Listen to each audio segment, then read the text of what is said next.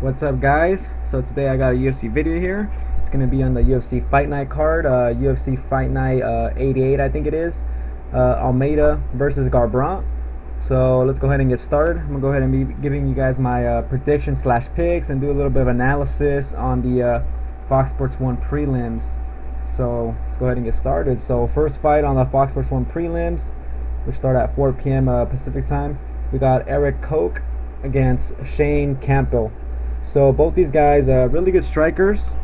Koch here has a more like I think he has like a taekwondo type of style. Like he throws good kicks, but he also has good straight punches. Campbell here more of a multi-style. Not crazy footwork or anything. He just likes that multi-style. Just kind of flat-footed-ish, but he's a good multi-striker though. Great elbows, good kicks, and also some okay punches. So let's go ahead and open up these guys' pages. First, I'm opening up Koch's page over here. So his summary: power, striking, and toughness. So he's 27 years old, and you guys are wondering like where's this guy been, or is this guy still fighting and whatnot? It's for a reason. His last fight was in May 10th of the 2014. So that's like what? That's more than 2 years already, guys. This guy's been gone for 2 years, and his last fight he lost by first round knockout against Cruikshank though. And actually, when I was watching that fight, Cruikshank was a big underdog in that fight. I think it was -450 for Koch, and yeah, it didn't really work out too good for him. Cruikshank's a really good striker though. Also, Koch used to fight here at 145, not at lightweight. I think this is going to be his third fight at lightweight. I think his fight against Oliveira here, where he won by first round knockout. But Oliveira guy's jiu-jitsu guy, so that was kind of expected. That fight was at 155. Cruikshank fight was at 155. Cruikshank's a good fighter though. That was just a really good matchup, and he got caught in that fight. But anyways, here's Shane Campbell's page. So also a good record right there. Summary: creative, happy in a fight, nice multi. So this guy does have really good multi, really good striking. He's gonna have 1 inch reach advantage. He's a little bit taller. His last fight he lost also, but as you can see, he's fought very recently. February 21st, 2016. That's just a few months back, so not too long ago. I remember this fight, and I picked Campbell to win this fight. And actually, I mean, if you look at the stats here, it kind of just looks like Campbell won this fight. But Kraus here had the top control and submission attempts and whatnot to take the fight. But Campbell really surprised me here with his overall improved game, like take down the fence and all that good stuff. He looked like a really good fighter. Before that though, he beat Elias Silverio, which is a pretty good fighter. Let's go ahead and open up his page. But his UFC debut was not too good. He actually got knocked out against John McDessie, but he was actually doing pretty good before he got knocked out. So there's that to note. And I think he's only been knocked out once, and I think it was just by McDessie. Yeah, anyways, Silverio here. Okay, he lost his last 2 fights, but he's a good fighter. Anyways, back to Koch's page over here. So this guy has good power. Great striking, like I was saying. Here shows a little bit of his background. But overall, I think this fight is gonna come. I want to say, Campbell will get the win because of the layoff for Koch, but Koch probably improved a lot more, even though he hasn't been fighting in the octagon. He probably improved his wrestling, and actually did hear from that watching some other video. I guess he's he's over there at Rufus Sports, so he trains with Ben Askren and whatnot. So he's going to be improving his wrestling for sure. But this fight's 2 strikers here pretty much, and even though Koch has some good submissions, I don't think he's going to want to take it to the ground. And if he does want to take it to the ground, as you can see, his takedowns are not really that good, and Campbell's takedown defense is really good. So I just don't really think the fight's going to go to the ground. But anyways, I think the fight is going to be speed versus like power, I think, because I think Campo here is gonna have the power advantage slightly, but Coke also has some good power, but the speed advantage is for sure Coke's here, guys. I was watching Campbell's fight against Kraus, and he just didn't look too fast in there. Coke against Crookshank, he looked really fast. Like, he looked like he had like good footwork and whatnot. He's throwing good punches even though he wasn't connecting and whatnot. But this guy has some good power, and you know what? I'm gonna go with the underdog on this one, guys. I'm just gonna go ahead and pick Coke here. I think he comes in much improved. I don't think the layoff affects him too much. And yeah, I don't see Campbell finishing him. I think Coke's gonna come in here, even though Coke has been knocked out 2 years ago. His chin's well recovered and whatnot, and yeah, I don't think Coke gets knocked out too frequently anyway. But yeah, what else was I gonna say? Yeah, pretty much I'm picking Coke here, guys. I'm going with the underdog. I think Coke with his footwork, with the speed of his strikes, I think is going to be the difference here. I think Campos just going to be a little bit too flat-footed, and it's going to be bad, against Coke here. I think Coke will utilize some footwork, maybe some kicks to the leg, and start working his hands, because this guy has some good boxing. So I'm going to go ahead and pick Coke here, and I think he's going to go ahead and win either by decision or maybe even a third round finish. So that's going to be my pick, guys. Damn, I took a long time with that fight. But anyways, next fight we have Collier against Udall. So this one should be pretty quick little pick here. So let's go ahead and open up their pages first of all. Okay. So we're opening up Collier's page here, Jake's page. You can see a summary of striking. He's a pretty big middleweight. You guys can see there. He's pretty tall, good reach. He is coming off a loss against Dongyi Yang, which that guy has some good power. He looks like a strong guy, but he's not the best fighter. And actually, that was that guy's last fight too. And before that, he won a split decision against Ricardo Abreu, and Ricardo had some takedowns in that fight.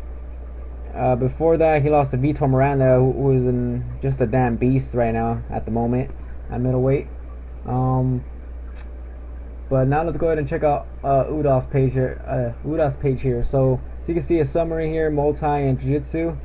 So obviously, this is what this guy's good at. This guy has some submission wins and some knockout wins. More notably, his knockouts. He likes using the multi-clinch.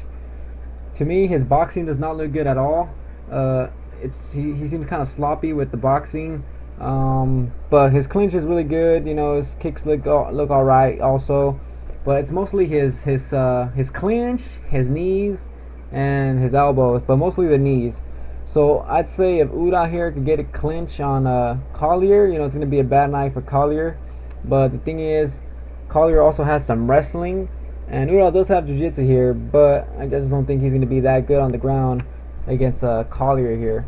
But I'm going to go ahead and say Collier is going to win this fight, guys. I think he does have some good striking. I was watching his fight against Dongyi Yang before he got fucking knocked out or whatever, but it looked like he had some good punches, some good boxing.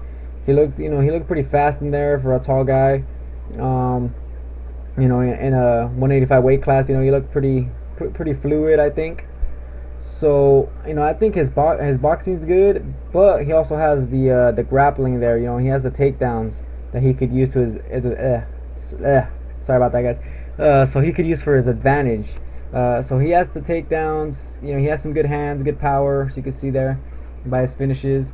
And yeah, guys, I think he's gonna be too relentless, and I think Udall here will probably gas out.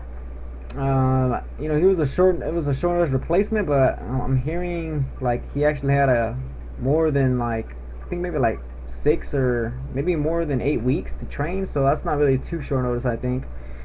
I mean, that's damn too much right there. But yeah, guys, I'm going with Collier here, and I think he's gonna get this done with a I'm gonna go ahead and say TKO in the third round. Alright, so we'll move on to the next fight. Alright, hold up, guys. Alright, so move on to the next fight. We got Trujillo against Jordan Rinaldi. So Rinaldi here, good jiu-jitsu guy, and Trujillo here, very explosive, good power. Well, let's go ahead and open up the pages here. And this is Rinaldi's UFC debut, guys. Also, he is coming in short notice, so there's that to note. Sorry about that, guys. A little bit tired here. Anyways, summary: explosive. Like I'm saying, this guy's very explosive. As you can see, this guy's coming off 2 wins against Tony Sims, who's, I would say, a pretty good fighter. Tony Sims has some good boxing and some wrestling, and he ended up getting caught in a submission there. And then he also, well, he actually really lost the fight against T-Bow, but they put it as a DQ because T-Bow was juicing. But before that, he lost to Ferguson. And I remember this fight, the fight against Jimmy Varner. That was a good fight. You guys haven't watched that fight, you guys should watch it. You know, check it out. It was a really fun fight. But yeah, this guy is coming off a win.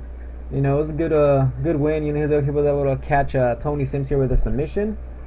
Now for Rinaldi here, you know, since he's not in the UFC, there's not like a shit ton of footage on him. But you know, I did check out some footage on him, and yeah, it looks like he has some good grappling, good jiu-jitsu skills, and that's pretty much what they note right here.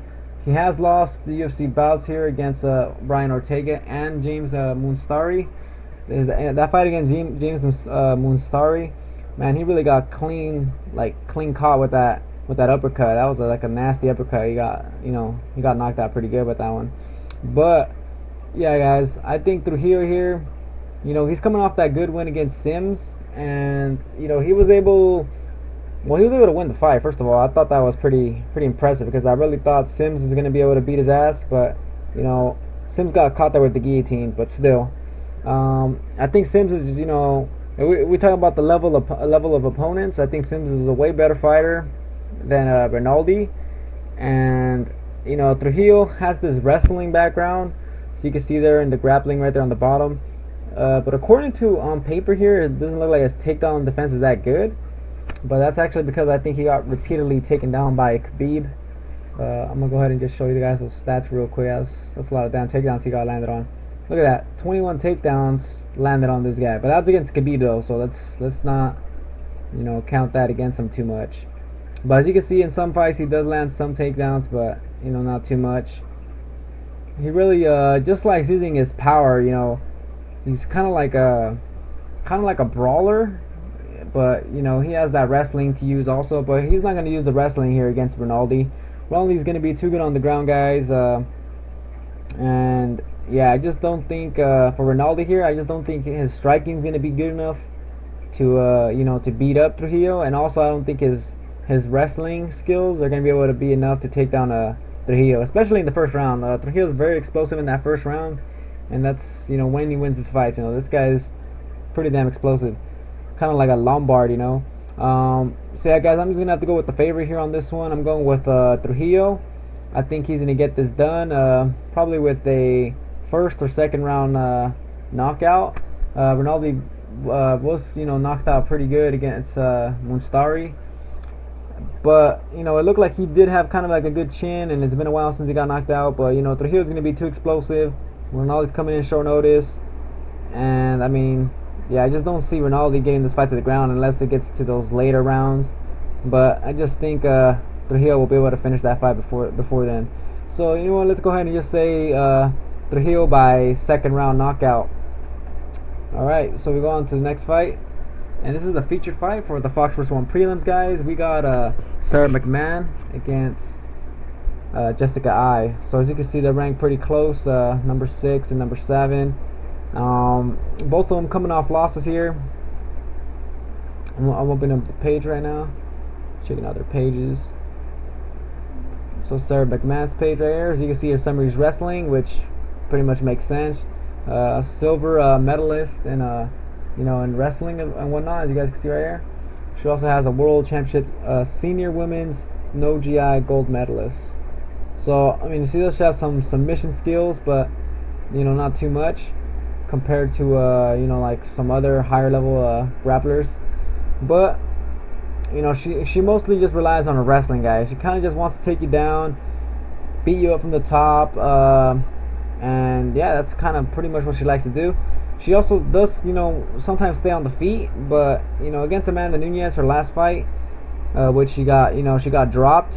Yeah, you know, that was a pretty bad idea because, well, first of all, she couldn't take down Nunes, so it's kind of like she had to stand up with her, and Nunes was just so damn explosive with her striking, and you know, was able to knock her down and then finish her.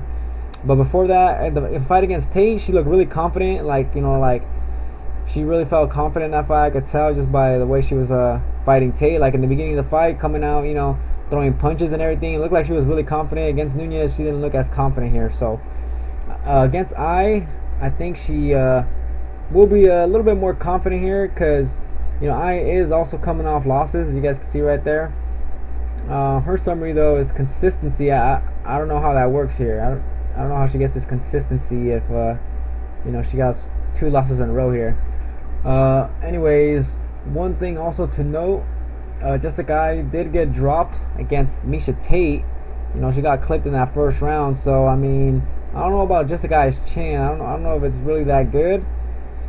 But McMann also did get clipped against Nunes, but Nunes I think has way more power than Tate. So I mean, there's that to think about. And also, back to the Tate fight, you know, for McMann, McMann versus Tate. McMann was able to land a clean, you know, right hand to her. Like I think it was one right hand that hurt her, and then she landed another one, and then dropped Tate. So I mean, McMann has way more power than Tate from the looks of it, anyway, based on the punching power. And yeah, she was able to drop Tate. So imagine if McMann lands a clean right hand to Jessica. I think she'll probably knock her out, guys, because, well, I mean, it's a different fight, but still, you know, I just think McMann has the better power compared to Tate. And I mean, if Tate was able to land a good punch against Jessica I'm just saying, you know, imagine if McMann lands that clean punch also. And also, Tate and McMann are very similar, so you know, I kind of see that Miesha fight going kind of the same way. It looked like Jessica was doing good against Tate there in the beginning, but once she got caught with that hand, you know, with the right hand, it was like a whole new different fight, and you know, Tate took over. So I think the same thing's gonna have to happen. Same thing's gonna have to happen in this fight, guys. I think McMahon's gonna have to land that clean punch to you know, to really like, you know, get I to respect the boxing of her, you know, to respect her boxing, because I know Jessica is going to be worried about the wrestling, but you know, McMahon knows that also. Like, she already knows, you know, that, like, Jessica already knows that McMahon's going to go for those takedowns and whatnot. So McMahon, you know, needs to use her hands or use the takedowns to, you know, open up the ability or the chance, you know, to land her, you know, to land her punches. And if she lands one of those right hands, it's going to change the fight, guys. So for that, you know, I'm going to go ahead and pick McMahon. I think the I mean, the striking advantage is going to go to I here, but I think the power, you know, of McMahon here and the wrestling, you know, I think it will work really good for her. And since I saw the Miesha Tate fight, and Miesha and McMahon are very similar fighters, yeah, I just think McMahon could get this done, guys. And I think it's going to be more than likely a decision win. But I mean, it could be a finish. You never know if she does land a really clean punch. But I think my man's going to be using the striking and the wrestling. You know, I think she's going to want to strike for a bit, feel that out. If it doesn't work out, use the wrestling. If the wrestling doesn't work out, well, she's going to have to try to land some power shots. If not, she's going to be in trouble, because Jessica does have some really good boxing here. But yeah, guys, I'm going to go ahead and go McMahon, and I say she wins by decision. Alright, guys, so those guys, sorry about that, guys. I'm messing up a lot today. But anyways, guys, that's going to be it for my picks. And like I said, I got Coke winning this fight. I got Collier winning this fight. Trujillo winning the fight. And I got McMahon. So those are my picks. Yeah, this video was pretty damn long. So hopefully, you know, it was a pretty good video and whatnot. But yeah, guys, that's going to be it. And as always, check out my description below if you guys want to join DraftKings, you know, try to make some money. But yeah, guys, that's going to be it. So catch you guys on the next video.